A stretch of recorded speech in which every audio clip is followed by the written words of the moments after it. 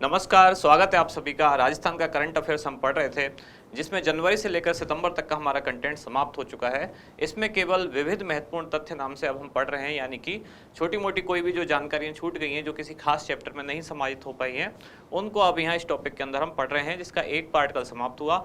आज के इस वीडियो में यानी कि सेकेंड पार्ट में बाकी की जो बची हुई चीज़ें हैं विविध महत्वपूर्ण तथ्य को लेकर, यानी कि जनवरी से सितंबर तक आज वो पोर्शन समाप्त हो जाएगा। तो शुरुआत करते हैं सबसे पहले क्वेश्चन के साथ। पहला क्वेश्चन है, हाल ही में उच्च न्यायालय ने स्वतः संज्ञान लेते हुए निम्नलिखित में से कौन सी झील को राजस्थान झील प्राधिकरण अधिनियम 2015 के तहत संरक्षित घोषित किया है? राजस्थान झील संरक्षण एवं विकास प्राधिकरण अधिनियम 2015 के तहत संरक्षित घोषित किया है। ऑप्शन है आपके आना सागर, फौज सागर, मान सागर या पिछौला। इसका उत्तर है पिछौला झील। कहाँ है ये पिछौला? तो ये है उदयपुर। इससे पहले भी उदयपुर की और दो झीलें हैं जिनको संरक्षित घोषित कर दिया गया इसी अधिनियम के तहत। कौन कौन सी हैं वो? फतेह सागर और उदय सागर। इसके बाद अब पिछौला झील को भी उच्च न्यायालय ने स्वतः संज्ञान लेते हुए इस अधिनियम के तहत संरक्षित घोषित किया है। बढ़ते हैं आगे अगले प्रश्न की तरफ। माइक्रोसॉफ्ट की MSN साइट पर जारी शोल्डर सीजन में पर्यटकों के लिए एशिया के टॉप शहरों में पहले स्थान पर कौन सा शहर रहा? अब यहाँ एक नया शब्द आया है, शोल्डर सीजन। पहले आप ऑप्शन देख लें क्या है? उदयपुर, जयपुर, जोधपुर या कोच्चि। शोल्डर सीजन क्या होता है? वर्ष में वह समय या वर्ष का वह समय, कौन सा समय जहां पर्यटक जो आएंगे,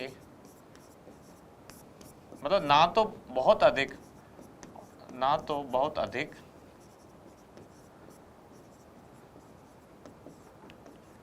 और ना ही बहुत कम।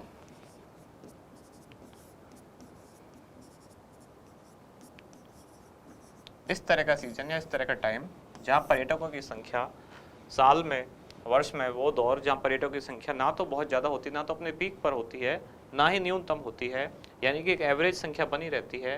तो ऐसे शोल्डर सीजन में पहले स्थान पर कौन रहा? इसका उत्तर है उदयपुर। उदयपुर रहा राजस्थान में पूरे एशिया में फर्स्ट, इसलिए ये इंपॉर्टेंट है। उदयपुर रहा फर्स्ट, जयपुर रहा फोर्थ और कोच्चि केरल ये रहा 6। क्लियर? अगला प्रश्न है, प्रदेश का ऐसा पहला जिला जहां मनरेगा में 100% महिला मेट कार्यरत हैं?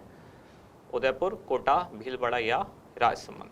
अब यहाँ फिर से कुछ चीज़ आई है जो आपको बहुत ज़्यादा परेशान करती है बार बार, मेट, मजदूरी और मनरेगा। पहले तो इसका उत्तर बता देता हूँ, ये क्वेश्चन बहुत ही इंपॉर्टेंट है। मैंने बताया कि ऐसा जब भी होता है जहाँ महिलाओं से संबंधित कोई जानकारी होती है और अगर प्रदेश में पहली बार हो रहा है तब अपने आप इम्पोर्टेंट है। अब मेट क्या है? मेट मतलब अर्ध कुशल श्रमिक।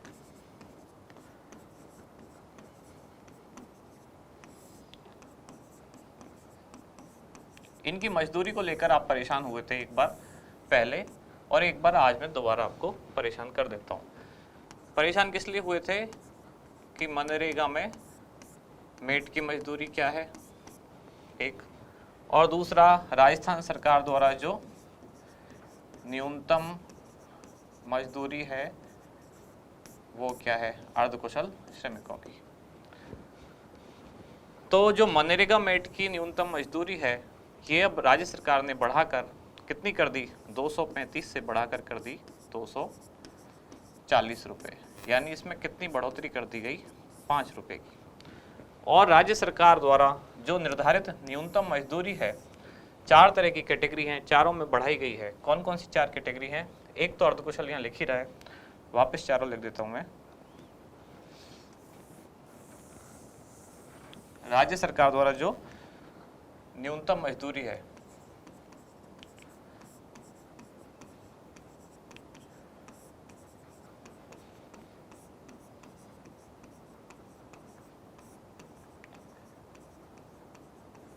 ये अब कितनी कर दी गई है? तो इसमें अकुशल 4 कैटेगरी हैं,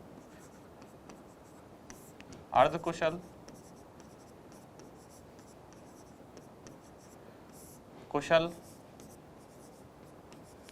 और उच्च कुशल।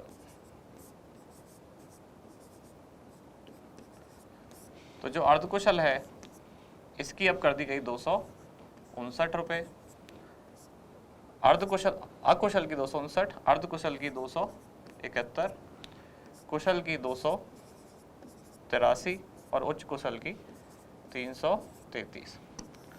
और ये जब की गई तब बढ़ोतरी कितनी की गई थी, इसमें 7 रुपये बढ़ाने के बाद इतनी हुई, यानी कि पहले ये थी 252, फिर 7 हो गई, ये 7 कम थी, ये 7 कम थी, ये 7 कम थी, अब सबको बढ़ाकर कितनी कर दी गई, ये यानी कि 7 रुपये इसमें बढ़ाए गए। किसमें, राज्य सरकार द्वारा निर्धारित जो न्यूनतम मजदूरी दर है। और मनरेगा के तहत जो बढ़ाई गई है मेट यानी कि अर्धकुशल श्रमिकों की मजदूरी, वो 5 रुपये बढ़ाकर 235 से कर दी गई 240। ठीक है, हो गए कंफ्यूज। अब चलते हैं अगले प्रश्न की तरफ। अगला है लंपी नामक रोग निम्नलिखित में से किसके कारण होता है, वायरस, बैक्टीरिया, कवक या प्रोटोजोआ। वायरस, बैक्टीरिया, कवक या प्रोटोजोआ, कौन सा रोग, लंपी।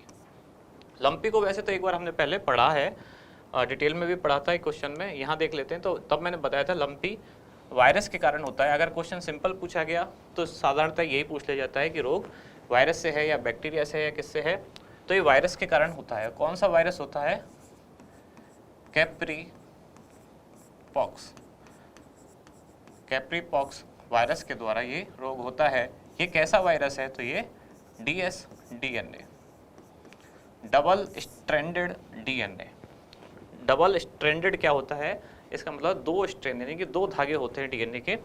इस तरह से आप मान लें, अगर वाटसन क्रिक वाला मॉडल किसी ने देखा हो, समझा हो बायोलॉजी में, उस तरह से तो द्विकुंडली डबल स्ट्रैंडेड DNA वायरस होता है। यानी कि इसका जो जेनेटिक मटेरियल होता है किसका, वायरस का, उसमें DNA पाया जाएगा और वो भी कैसा होगा, डबल स्ट्रैंडेड यानी कि दोहरी कुंडली वाला, 2 कुंडली वाला डबल स्ट्रैंडेड जेनेटिक मटेरियल होगा किसका, इस वायरस का, कैप्री पॉक्स वायरस, जिसके कारण कौन सा बीमारी होती है, लंपी।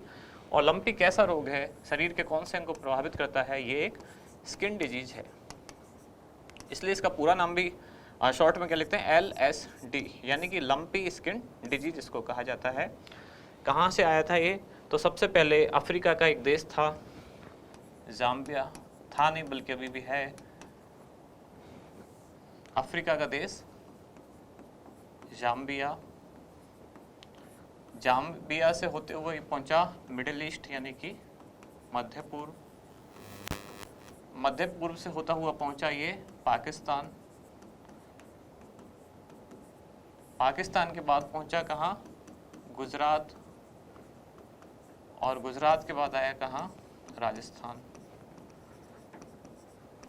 ये इसका भौगोलिक जो रूट है, यानी कि वायरस कैसे कैसे आया, राजस्थान में कहाँ से आया, तो जाम्बिया से मध्य पूर्व के जो देश है, मिडिल ईस्ट वाले कंट्री, वहाँ पहुँचा, यानी कि ईरान वगैरह या अरब कंट्री जो है वहाँ पहुँचा, फिर वहाँ से आया पाकिस्तान में, फिर पाकिस्तान से गुजरात में।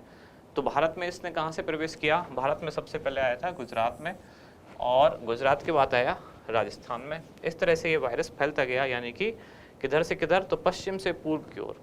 अगर अफ्रीका से हम भारत की तरफ चलेंगे तो क्या होगा, अफ्रीका जो है भारत की तुलना में पश्चिम में है, तो पश्चिम से पूर्व की ओर आया, पश्चिम मतलब जाम्बिया से, फिर मध्य पूर्व, फिर पाकिस्तान, फिर भारत में गुजरात से प्रवेश किया, फिर राजस्थान, और राजस्थान के बाद आगे पंजाब में भी ये रोग फैलना शुरू हुआ। किसके कारण होता है, वायरस के कारण, स्किन डिजीज है। इसमें नाम लंपी क्यों पड़ा, क्योंकि लंप शब्द का मतलब होता है गांठ। ये सारी चीज़ें मैंने पहले डिटेल में बताई हैं। तो इससे क्या होता है, जो पशु है जिसमें ये बीमारी हुई उसकी स्किन पर छोटी छोटी गांठ या छोटे छोटे नोड बन जाते हैं, इसीलिए उसको लंपी स्किन डिजीज कहा गया। इसमें पहले स्किन पर बनते हैं, फिर म्यूकस मेम्ब्रेन अंदर जो है उसमें बनने लगते हैं। कई बार पशुओं को तेज बुखार आता है और कई बार उनकी मृत्यु भी हो जाती है, लेकिन ये हमेशा जानलेवा नहीं है। बहुत से पशु इससे रिकवर हो भी जाते हैं, बहुत से नहीं भी हो पाते। अगला प्रश्न, लंपी रोग का स्वदेशी टीका निम्नलिखित में से किस संस्थान द्वारा तैयार किया जा रहा है। ये अननेसेसरी यहाँ 1 लिखा हुआ है, तो इसको एक बार हटा देते हैं।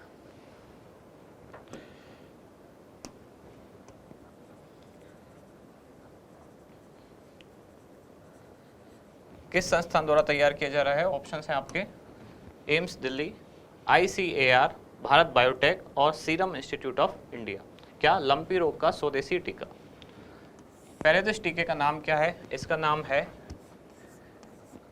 प्रो वैक और इंड। प्रो वैक वैक्सीन का और इंड यानी इंडिया का। तो भारत में निर्मित ये टीका है, भारतीय संस्थान द्वारा ही बनाया जा रहा है। पूछा गया आपसे किसके द्वारा? इसका उत्तर है ICAR यानी कि Indian council of agriculture research. इसके भी दो संस्थान हैं, एक तो है नेशनल एक्वाइन, यानी एक्वाइन किसको बोलते हैं? घोड़े से संबंधित कोई चीज़ होती है। नेशनल एक्वाइन रिसर्च सेंटर कहाँ है ये? ये है हिसार। और हिसार कहाँ है? हरियाणा में।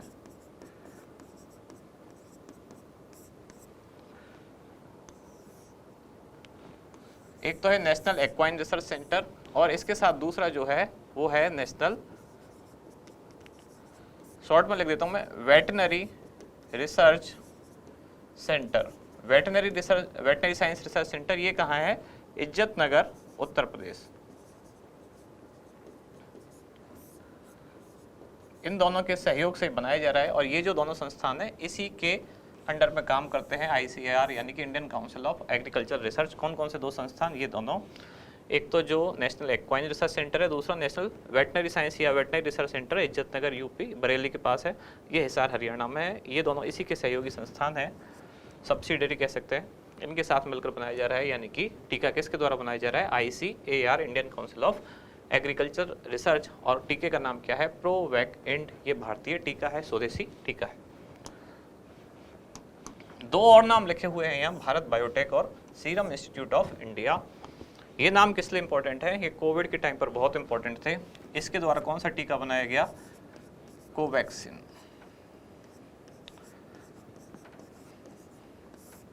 और सीरम इंस्टीट्यूट ऑफ इंडिया जिसके साथ ऑक्सफोर्ड एस्ट्राजेनेका कंपनी ने मिलकर कौन सा बनाया टीका? कोविशील्ड।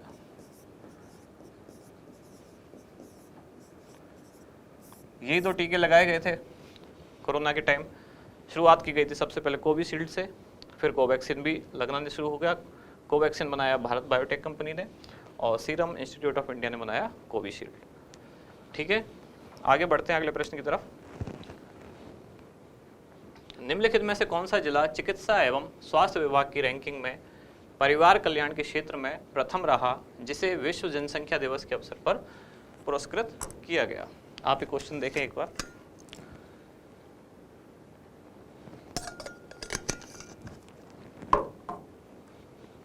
ऑप्शन है आपके हनुमानगढ़, चूरू, नागौर या अलवर। क्या है क्वेश्चन? कौन सा जिला चिकित्सा एवं स्वास्थ्य विभाग की रैंकिंग, कौन सी रैंकिंग? परिवार कल्याण का क्षेत्र, इसमें प्रथम रहा। यह है हनुमानगढ़, जिसे विश्व जनसंख्या दिवस, एक चीज और लिखी हुई है, तो विश्व जनसंख्या दिवस ये किस दिन होता है? ये होता है 11 जुलाई। तो हनुमानगढ़ जिले को उसकी जो स्वास्थ्य सेवाएं हैं, परिवार कल्याण क्षेत्र में उसने उत्कृष्ट कार्य किया, इसके लिए उसको पुरस्कृत किया गया। आज के सीधे सिंपल से क्वेश्चन हैं, क्योंकि विविध वाला पोर्शन ये कल भी मैंने बताई थी बात, सीधे वन लाइनर क्वेश्चन है, तो सीधे इसलिए जल्दी भी होता जा रहा है। समझ स्पर्शरी अभियान निम्नलिखित में से किस जिला प्रशासन द्वारा संचालित किया जा रहा है? अलवर, करौली, सवाई माधोपुर या दौसा? इसका उत्तर या बाद में बताऊंगा। ये दरअसल एक मिशन है जिसका नाम दिया गया मिशन आर्य, और मिशन आर्य के तहत ये चलाया जा रहा है कौन सा? समझ स्पर्श री। अब आपको स्पर्श से समझ आ गया कि ये किस चीज से संबंधित कार्यक्रम है। ये बालक बालिकाओं को क्या बताता है? गुड टच और बैड टच।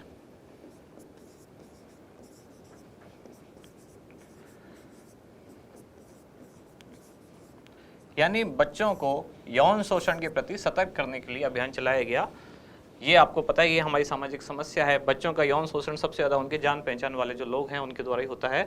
तो जिला प्रशासन ने एक अभियान चलाया, बच्चों को ये समझाया जाए कौन सा गुड टच है, कौन सा बैड टच है, यानी कि कौन उनको गलत तरीके से टच करता है, ये समझ बच्चों में डेवलप की जाए। जो किया गया, अभियान का नाम रखा गया समझ स्पर्शरी, और मिशन आर्या के तहत ये चल रहा है कहाँ, दौसा जिले में। तो दौसा जिला प्रशासन द्वारा ये चलाया गया। अगला प्रश्न है, हाल ही में प्रदेश के पहले हेल्थ एंड वेलनेस सेंटर का शिलान्यास किया गया, तो ये किस जिले में है? जोधपुर, अजमेर, सीकर या राजसमंद?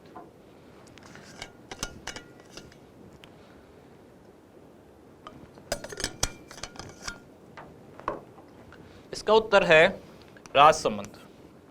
राजसमंद जिले की कौन सी तहसील है? खमनौर,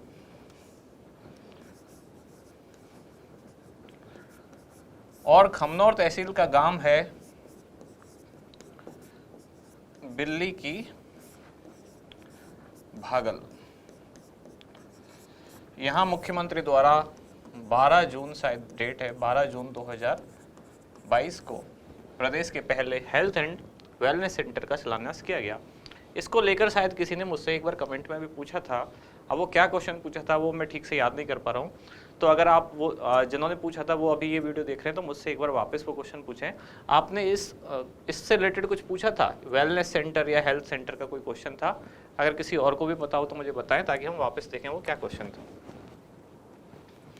अगला प्रश्न है, सरकारी कार्यक्रम के तहत देश का पहला कोचिंग हब कहाँ बनाया जा रहा है? ऑप्शन है आपके कोटा, जोधपुर, जयपुर या अजमेर। इसमें खास बात क्या है? सरकारी कार्यक्रम के तहत।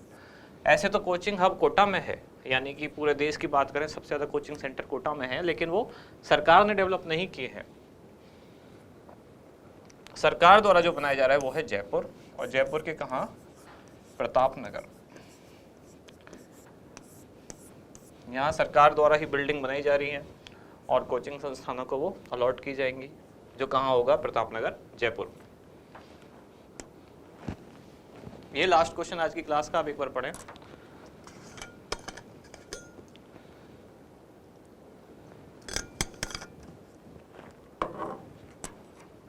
राज्य सरकार द्वारा हाल ही में समाई माता क्षेत्र को इको टूरिज्म क्षेत्र के रूप में विकसित करने का निर्णय लिया गया।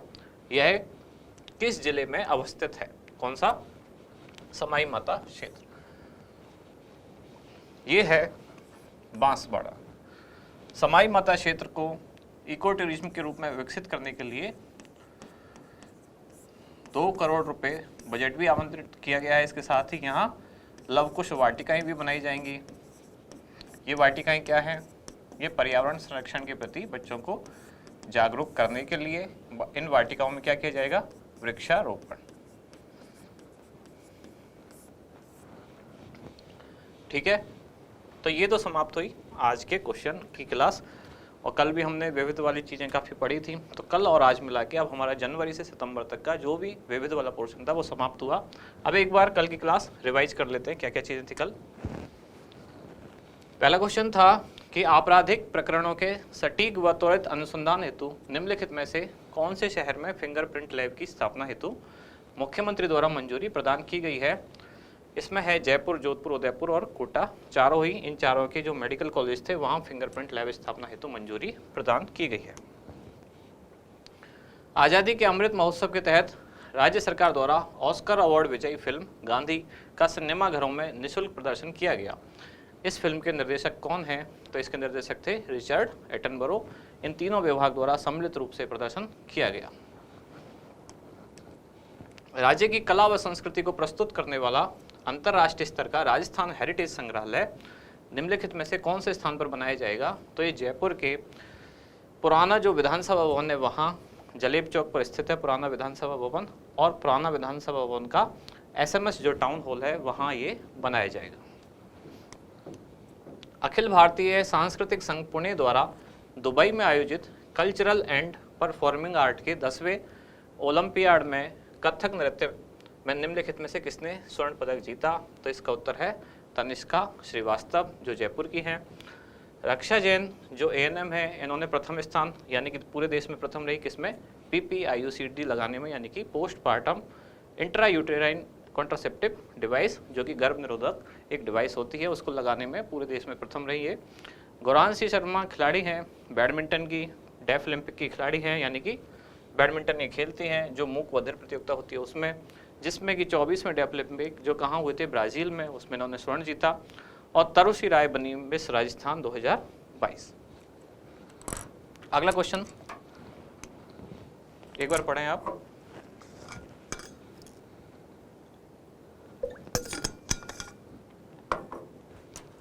ऊर्जा विभाग द्वारा हाल ही में निम्नलिखित में से किस शहर को सोलर सिटी के रूप में विकसित करने हेतु स्वीकृति प्रदान की गई? जैसलमेर, पुष्कर, उदयपुर या बाड़मेर? तो ये था पुष्कर, जो कहाँ है, अजमेर जिले में। फिर था निम्नलिखित में से कौन से स्थान पर एशिया का सबसे बड़ा यूरेनियम फ्यूल कॉम्प्लेक्स बनाया जाएगा? तो रावत भाटा। मैंने कहा था खंडेला में खंडेला सीकर में क्या बनाया जा रहा है? यहाँ यूरेनियम प्रोजेक्ट, जो कि प्रदेश का पहला और देश का तीसरा है। राजस्थान सरकार के पर्यटन विभाग द्वारा हाल ही में धन्नासर के धौरों को एडवेंचर टूरिज्म के रूप में विकसित करने का फैसला किया गया। यह क्षेत्र किस जिले में अवस्थित है? तो यह है हनुमानगढ़ की रावतसर तहसील में। HPCL द्वारा अपनी पहली बायोगैस परियोजना कहाँ प्रारंभ की गई है? तो यह है जालौर के सांचौर में।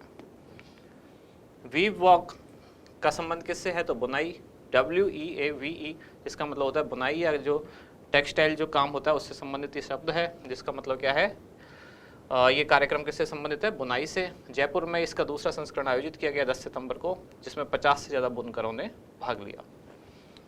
विश्व का पहला संस्कार केंद्र किस जिले में खोला जाएगा? तो झुंझुनू। इनमें से किसे भारत के पहले डिजाइन इनोवेशन नेशनल अवार्ड से सम्मानित किया गया? तो यह है धर्मेंद्र भल्ला, जो कहाँ के हैं, जयपुर के। इनको 31वां सरस्वती अवार्ड किनको मिला? रामदरस मिश्र को, के बिरला फाउंडेशन द्वारा दिया जाता है। और इन दोनों को क्या मिला है? राजस्थान बुनकर रत्न अवार्ड, इनको 2019-20 वाला और इनको 2020-21 वाला। ग्रामीण महिलाओं को इंटरनेट का प्रशिक्षण देने हेतु कंप्यूटर सखी कार्यक्रम निम्नलिखित में से कौन से जिले में प्रारंभ किया गया? तो ये था चूरू। भारतीय वायुसेना द्वारा स्वदेशी अटैक हेलीकॉप्टर रुद्र, ये भी मैंने बताया था कि रुद्र क्या है, स्वदेशी अटैक हेलीकॉप्टर की पहली स्क्वाड्रन कहाँ तैनात की गई है? तो ये की गई है जोधपुर के एयरफोर्स स्टेशन पर।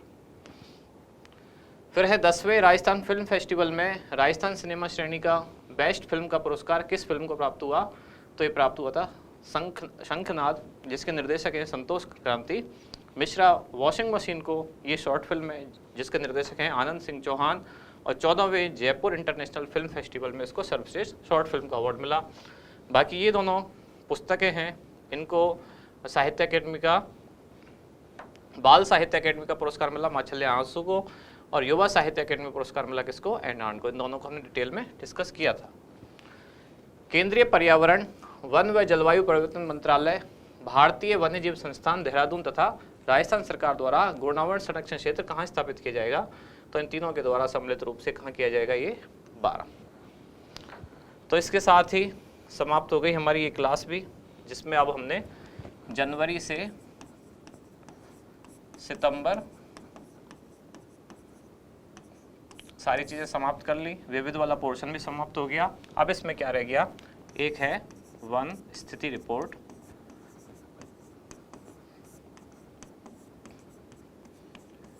फिर क्या रहेगी? MSME नीति,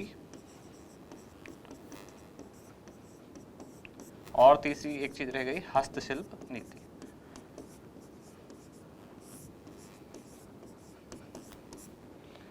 वन स्थिति रिपोर्ट, MSME नीति और हस्तशिल्प नीति।